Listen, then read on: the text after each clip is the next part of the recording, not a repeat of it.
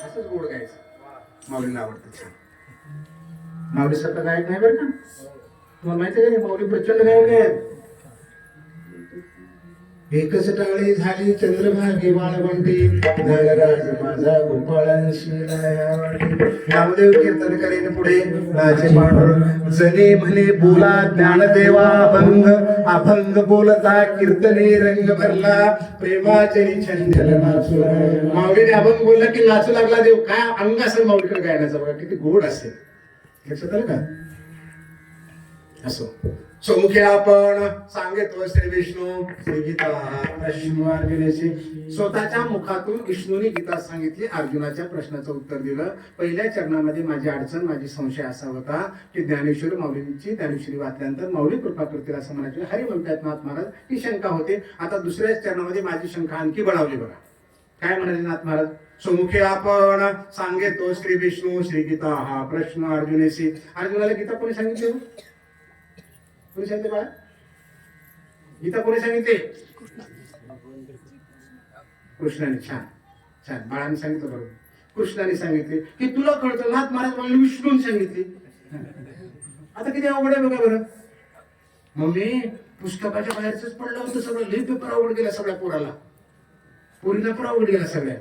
पुस्तकाच्या बाहेरचं नव्हतं बाळा. कळलं नाही तुला. पुस्तकाच्या बाहेरचं नाथ महाराजाचं आहे. विष्णू म्हणतात तर विष्णूने सांगितली. ज्ञानेश्वरी हरी कृपा तर हरीच कृपा करतील. आम्ही कुठतरी कमी कुठला अर्थ समजून घ्यायला. आता आम्हाला हे बघावं लागेल विष्णू हरी ज्ञानेश्वर महाराज आणि कृष्ण एक असले पाहिजेत. या प्रश्नाचं उत्तर असं. आणि ते कोणी सांगितलं पाहिजे ज्याच्या मुखाला किंमत आहे त्याने सांगितलं पाहिजे. तुम्ही आम्ही सांगून चालत नाही. आता समजा आमच्या ह्या महाराजांना 2 एकर शेत घ्यायचं आहे बरोबर का. यांना 2 एकर शेत घ्यायचं आहे. 7 बारा आणली आणि आजकाल फारलं पुढे बोलायला ना फस ऑफिसने पैसे चालले तर पोटकाच्यावर बोलले. आमच्या मर्दकाचार्याला नेऊन दाखले. महाराज जरा सांगा बरं त्याचं काही लपडं तर नाही ना. मर्दकाचार्य बोला घेऊन टाका काही लपडं नाही. तुमची शंका गेली का मग. नाही गेली. छान. गायनाचार्याला नेऊन दाखवली. ते म्हणजे घेऊन टाका. गेली शंका. नाही गेली. तलाठी साहेबाला घेऊन दाखवली. घेऊन टाका. आता अवघ्या दोघांना तेच सांगितलं होतं ना. तर तुम्हाला माहितीये सोमुख यांच्या मुखाने काय सांगितलं पाहिजे. मृदंगाचे बोल हे येतं. गायन असं म्हणलं पाहिजे. तिसऱ्या पट्टीत काळ्या पट्टीत असं म्हणलं पाहिजे. त्यांचे अधिकार ते लक्षात आलं का. आणि 7 अधिकार कोणाचा आहे तलाठ्याचा. म्हणजे त्याच्या मुखातूनच पडलं पाहिजे. सोमुखे का कृष्णाच्या मुखातून पडले टिकून आहे. ज्ञानोबाच्या ज्ञानेश का मुख आहे कारण त्या मुखातून पडले. ज्याच्या त्या मुखाला किंमत त्या त्या क्षेत्रातली असते म्हणून सोमुखे. आपल्या मुखाला सुद्धा किंमत आहे बरं का. 100% आपण बघू ते पण बघू. सौमुखे आपण सांगितो श्री विष्णू श्री गीता हा प्रश्न अर्जुनाशी. अर्जुनाला पडलेल्या प्रश्नाचं उत्तर भगवंत विष्णूने दिलं असं नाथ महाराज म्हणाले. आणि हे चौघेच असल्याचं प्रमाणपणे सांगितलं पाहिजे. ज्याला अधिकार 14 गुणाच्या मालकाला चोर म्हणते जनाबाई. 14 गुणाच्या मालक 14 धरीला पंढरीचा चोर. ती काय म्हणते महाविष्णूचा अवतार सखा माझा ज्ञानेश्वर. ज्ञानेश्वर महाराज कोण आहेत. महाविष्णू आहेत. म्हणजे ज्ञानेश्वर आणि महाविष्णू एक आहेत बरोबर आहे. सेना महाराज ज्यांच्या व्यक्तीने जाऊन राजाची दाढी केली आम्ही चोळलं भगवंताने. ते सेना महाराज काय म्हणतात विष्णूचा अवतार सखा माझा ज्ञानेश्वर. ज्ञानेश्वराच्या चरणी सेनाला लुटांगणी. ज्ञानेश्वर महाराज विष्णूचा अवतार आहे. तुकोबार आहे. तुकोबारांचे शिष्य. सांगा का हो देव न होती निर्जीव चालविल्या भिंती. देव नाहीत का ज्ञानोबार आहे. जगद्गुरु तुकोबार आहे म्हणतात. ज्ञानदेव ज्ञानियांचा राजा गुरु महाराव म्हणते ज्ञानदेव तुम्हा. तुम्ही देव आहात. देव आहात म्हणजे विष्णू आहात बरोबर आहे. आपण आरती करतो रोज. आरतीमध्ये काय म्हणतो लोकले ज्ञान जगे हित नेन ते कोणी अवतार पांडुरंग नाव ठेविले ज्ञानी. पांडुरंगाचा अवतार म्हणजे हरीचा अवतार ज्ञानोबा आहे. योगा बघा बरं का. कृष्णाष्टमी आणि माऊलींची जयंती एकाच दिवशी येते. दोघांचा जन्म आहे. नामदेव महाराजाला पांडुरंगाने सांगितलं की ज्ञानेश्वर महाराज कोण आहेत. देव देवा तुझं एवढं प्रेम कसं आहे ज्ञानोबा कोण आहेत ते. देव म्हणे नाम्याप आहे ज्ञानदेव मीच आहे. अरे मी आहे ज्ञानदेव म्हणजे पांडुरंगच ज्ञानेश्वर महाराज आहे. म्हणजे विष्णू हरी कृष्ण सगळे कोण आहेत ज्ञानोबा आहेत. एक आपल्याला पटला आता गीता आणि ज्ञानेश्वरी. आता तुम्हाला छोटा प्रश्न विचारतो मी. वारकऱ्यांचा अलंकार काय असतो. वारकऱ्यांचा अलंकार काय असतो सांगा ना माऊली. कीर्तनच आहे बोलावंच लागतं. माळ माऊलीने दाखवलं गळ्यामध्ये माळ आहे वारकऱ्याचा अलंकार. बायकोचा स्त्रीचा अलंकार काय असतो मंगळसूत्र. आईचा अलंकार काय असतो लेकरू. वा आईचा आकार लेकरू. छान. आईचा अलंकार लेकरू. काय म्हणत गीता अलंकार म्हणा म्हणत होती म्हणा म्हणत होती ना तुम्ही. गीता अलंकार नाम जाने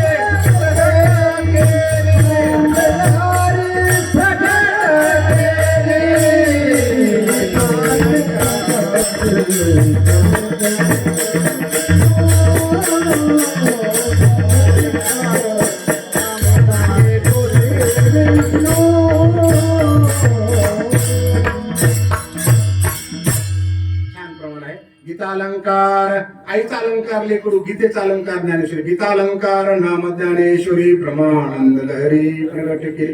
गीतेचा अलंकार आहे. पहिल्या चरणामध्ये ज्ञानेश्वरी आली आणि दुसऱ्या चरणामध्ये गीता आली. एक छोटस उदाहरण बघू आपण. असं काय झालं असेल अभंगामध्ये? एखाद्या घरला आपण गेलो, भेटण्यासाठी गेलो, विचारलं अहो आई साहेब, अहो माऊली साहेब कुठे गेलेत, बाबा कुठे गेलेत? तुम्ही शेताकडे गेलेत, बाहेर गेलेत. तुमचे लेकर खेळतायत तिथे, तिथं बसलं, तुम्ही पाणी देसाल, मी आता संध्याकाळी ते घेऊन जा. तुमचे लेकर खेळतात, काहीच बोललं नाही, निघून गेलं. परत समजा माझ्यासारखा किंवा आमच्या गायनासारखा तुमच्या घरी आला, विचारलं कुठे गेलेत बाबा? शेताकडे गेले. तुमचे लेकर खेळतात. अरे बाळा कोणत्या वर्गाला, तुझं नाव काय आहे, कोणत्या वर्गाला, गणित येतं का, इंग्रजी येतं का, तुमच्या लेकराला बोलतोय? आता मला मोकळेपणाने सांगा बरं, तुम्ही काय करता? अगोदर माणसाला फक्त पाणी दिलं होतं तुम्ही, आता तुमच्या लेकराला बोलतोय बरं. आल्यानंतर कोणत्या वर्गाला, काय तुमचे लेकर फार हुशार होतो, चांगले येतं, काय काय करा? हा, चहा जेवण नाश्ता घ्या माणसाला देसाल, बरोबर का? का हो, अगोदरच्या माणसाला सुद्धा तुमच्या नवऱ्याबद्दलच विचारलं, आता विचारतो, पण दोघात फरक आहे. कारण अगोदरच्या माणसाने तुमच्या लेकराला विचारलंच नाही, कौतुकच केलं. पण गेला दुसरा माणूस आला, वारकरी संप्रदायात, तुमचं लेकर कोणत्या वर्गाला, फार हुशार आहे, चांगला आहे, गणित येतं, इंग्रजी येतं, आई खुश झाली, बरोबर आहे? म्हणजे लेकराचं कौतुक केलं. नाथ महाराजांनी तेच केलंय. पहिल्या चरणामध्ये ज्ञानेश्वरी आणि दुसऱ्या चरणामध्ये आई. लक्षात आलं का? दुसऱ्या चरणामध्ये आई. ते लेकरू बसले छोटस बघा. ते लेकरू एक आले का कीर्तनामध्ये आले तर तुम्हाला बघायचं का प्रयोग करून? त्याला पुढे घेतो मी, त्याचा गाल दाबतो, कसा चुमखाणतो त्याच्या गालावर. काय होईल सांगा बरं? हा बरोबर आहे. काय होईल? इकडून कोणतं उसळलं बघायचं बघा. कोण असेल ते? त्याचे हे माझ्या लेकराला हात लावायचे. कळलं का तुम्हाला? म्हणजे लेकरू एकटे नाहीच आहे, त्याची आई आहे म्हणजे आहे. अशी एखादी ज्ञानेश्वरी दाखवलं का महाराज की ज्याच्यामध्ये गीता नाही आहे? एखादी ज्ञानेश्वरी एक जगाच्या पाठीवर दाखवून ज्ञानेश्वरी, एक ज्ञानेश्वरी ज्याच्यामध्ये गीता नाही, एक लेकरू कीर्तनात दाखवा ज्याची आई नाही. लेकरू म्हणलं की आई आहे, ज्ञानेश्वरी म्हणलं की गीता आहे. गीतेशिवाय ज्ञानेश्वरी असू शकत नाही, कारण ती सदैव सोबत आहे ज्ञानेश्वरीमध्ये. आहे म्हणजे आहे. म्हणून कौतुक कुणाचं केलं नाथ महाराजांनी? भाव धरून या वाची ज्ञानेश्वरी. आणि दुसऱ्या चरणामध्ये गीता आली. मी जालन्याला जिल्हा कोर्टाधिकारी होतो. भरपूर कारवाया केल्या. जिल्हा कोर्ट डेप्युटी कलेक्टर बदल पद आहे. आणि संध्याकाळी 6:30-7:15 घरी आल्यानंतर माझी बायको मधून बाहेरमध्ये करत होती. मला आल्यानंतर साहेब सगळं छोटस काम आहे, काम करसाल असे. आता तो तरुणच होती. तुम्ही पण केलंच असेल ना असं सगळं. मला काय नवरा बायको समोर उड्या मारल्याच पाहिजेत, हसल्याच पाहिजेत, त्याला आनंद घेतलाच पाहिजे. साहेब छोटस काम आहे. अगं नोकरी तुझ्यासाठी करतो, सांग ना काय काम आहे? ते म्हणजे त्या झाडाखाली माणूस उभा आहे ना, त्याला काही मदत करता आली तर करा. मी पाहिलं, अरे पण तू अवघड माणूस आहे, तिथं कारवाई चालू. तू कशी काय बोललीस? तुला माहिती की माझ्या कामात हस्तक्षेप करायचा तुला अधिकार नाही. नाही काय झालं म्हणे, आपले दोन्ही लेकर बाहेर खेळत होते, तो त्यांच्याशी बोलला आणि मला म्हणाला की तुमचे लेकर, तुमचे साहेब डेप्युटी कलेक्टर प्रमोशन होती, तुमचे लेकर इतके हुशार आहेत, डायरेक्ट कलेक्टर होतील. फार कौतुक केलं, फार गोड बोलले लेकराला. म्हणून मला असं वाटलं की चांगला माणूस दिसतो, काही मदत करता आली तर बघा. आता मला कळलं की माझ्याशी जी बोलत होती ती माझी बायको नव्हती. कोण होतं? लेकराची आई होती, लेकरांची आई होती. कारण तिच्या लेकराचं कौतुक झालं होतं. नाथ महाराजांनी कोणाचं कौतुक केलं माहितीये का? ज्ञानेश्वरीचं कौतुक केलं. भाव धरून या वाची ज्ञानेश्वरी. आणि मग गीतेकडे गेले दुसऱ्या चरणामध्ये. कारण लेकराचं कौतुक केलं, गीता माता खुश होते. मग तिचं नाव घेतलं काय, नाही घेतलं काय. आणि दुसऱ्या चरणात गीता आली. सोमुखे आपण सांगितो श्री विष्णू श्री गीता हा प्रश्न स्वतःच्या मुखातून भगवंतांनी सांगितले. म्हणून 700 वर्ष होऊन गेले तरी ज्ञानेश्वरीची जयंती होते. 4000 पेक्षा जास्त वर्ष होऊन गेले तर गीतेची जयंती होते. कारण हा ग्रंथ आहे त्यांच्या मुखातून पडलेला आहे. सोमुखे आपण सांगितो श्री विष्णू श्री गीता हा प्रश्न अर्जुन. काय आहे गीता? 700 श्लोकाची गीता आहे. 574 श्लोक भगवंताच्या मुखातून पडलेत, 85 अर्जुनाच्या मुखातून पडलेत, 40 संजयाच्या मुखातून पडलेत आणि 1 धृतराष्ट्राच्या मुखातून पडलाय. अशा 700 श्लोकाची गीता आहे. आणि कृष्णाने असं सांगितलं, जरी वेगवेगळ्या मुखातून श्लोक पडले असले तर यातला शब्द अक्षर नाक्षर माझ्या मुखातला असा समजा. माझ्या मुखातला कृष्ण म्हणतात भगवंता. म्हणून गीता वाचायची आपल्याला. का वाचायची गीता? कारण जगाच्या पाठीवर माझ्या दृष्टिकोनातून, माझ्या आठवणीतून फक्त एकमेव असा ग्रंथ आहे, मी फार अठ्ठासाने सांगतो बरं का, एकमेव असा ग्रंथ आहे जो गीता आहे, जो भगवंताच्या मुखातून पडलेला आहे. बाकीचे ग्रंथ आम्ही लिहिले, रामायण आम्ही लिहिलं, महाभारत आम्ही कृष्णाने असं केलं, रामाने तसं केलं. आम्ही म्हणजे कोण? आमचे आजोबा पंजोबा पूर्वज यांनी लिहिलं. कृष्णाने अशी दाढी धरली, मी कापली, फलानं केलं, एवढंच आम्ही लिहिलं. त्या मुखातलं नाही कृष्णाच्या, पण कृष्णाच्या मुखातले, ज्ञानोबरायांच्या मुखातले शब्द आहेत, अक्षर आहेत. म्हणून गीता वाचायची, म्हणून ज्ञानेश्वरीचं पारायण करायचं. गीतेचं पारायण काय करायचं? कारण त्यांच्या मुखातून पडल्यात, सामान्य ऐबूगैबूच्या माणसाच्या मुखातून पडलेले नाहीत.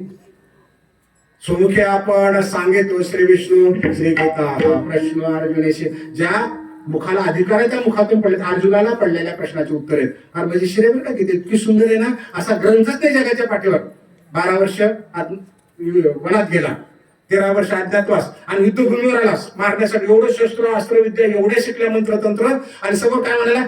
देवा मी यांना मारणार नाही. कारण मामा काका दादा भाऊ सगळा मोह झाला अर्जुनाला, मी मारणार नाही म्हणाला. आणि कृष्णाला सारथी करून तिथे घेऊन गेला होता युद्धभूमीवर.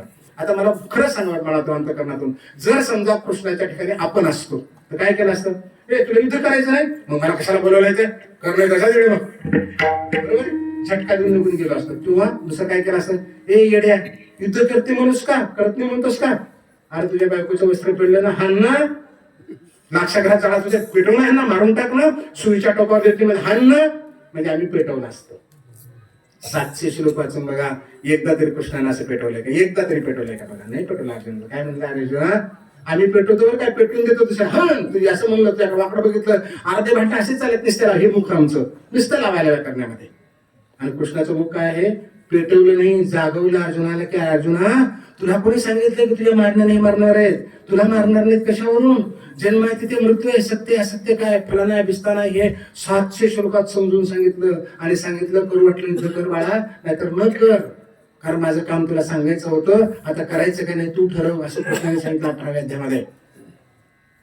जयाचे अंग प्रकाशे, पाताळीचा प्रमाणू दिसे, त्या सूर्याय जैसे अंजन सुधले, तैसे सर्वज्ञ ही म्या, सर्व ही निर्धारण्या, निके होई ते धनंजया सांगितले तुते, आता तू यावरी निके त्या अवधारी अवधारण करी आवडे तैसे. आता काय कर अर्जुना, मी 14 गुणातलं ज्ञान तुला शोधून शोधून दिले, आता तुला युद्ध करू वाटलं कर, नाही तर न कर, तू ठरव. मग अर्जुन काय म्हणाला?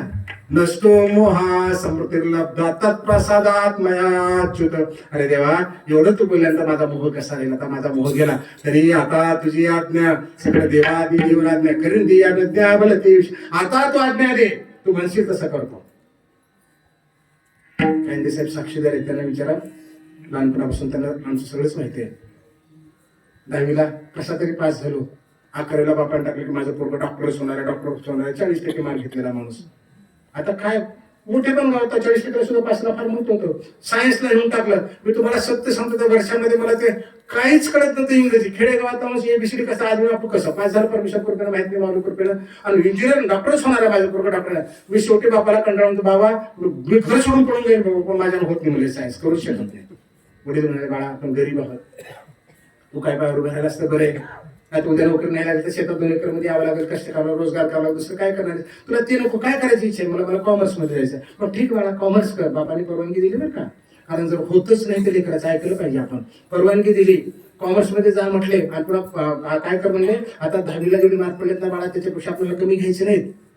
11वीला जास्त 46% पडले. पुन्हा वडील म्हणाले की 12वीला कमी नाही घ्यायचे, 61% पडले. पुन्हा कमी नाही घ्यायचे. 15 डिग्री गेल्या. प्रत्येक परीक्षेला बाप हेच म्हणायचा, आता आपल्याला कमी नाही घ्यायचे. बापाला परीक्षा द्यायची नव्हती, पण सोबत होता बाप माझ्या, लेकरांच्या सोबत आहे. लेकर म्हणतात ना, मम्मी माझ्याने होत नाही, बाबा माझ्याने होत नाही, मी डॉक्टर करू शकत नाही, अभ्यास करू, इंजिनियर करू शकत नाही, पण माहित नाही 2 एकर विकलंय, मंगळसूत्र काढून दिले. म्हणून नका एखादा आत्महत्या करता घाबरून लिहितो चिठ्ठीमध्ये, माझ्या आईला दोष ठेवू नका, माझ्या बापाला दोष ठेवू नका. मरतं का नाही महाराज, पेपरला बातमी येते का नाही? त्याच्यात आपल्या लेकराचा नंबर लागला तर काय करसाल?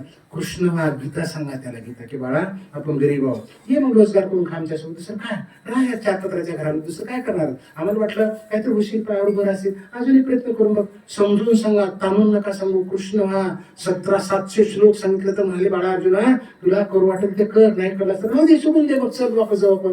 लक्षात का ह्याचं नाव गीता आहे. सोमके आपण सांगतो श्री विष्णू श्री गीता हा प्रश्न अर्जुनेशी आपले लेकराला प्रश्न पडतात. ते विचारतात आई असं काय बाबा तसं काय, हे गबस वेळ डोकं खाऊ नको, विचार नको गबस म्हणू नका. येत नसेल तर दुसऱ्याला विचारून सांगतो म्हणा, पण त्याला दाबू नका, त्याला वर येऊ द्या. लक्षात आलं का? इतकं सुंदर आहे ना. कारण आपल्या जगातली मायबापाची सगळ्यात मोठी प्रॉपर्टी संपत्ती तर आपली लेकरं असतात. ते चांगले झाले की संपलं, बाकी काहीच करावं लागत नाही.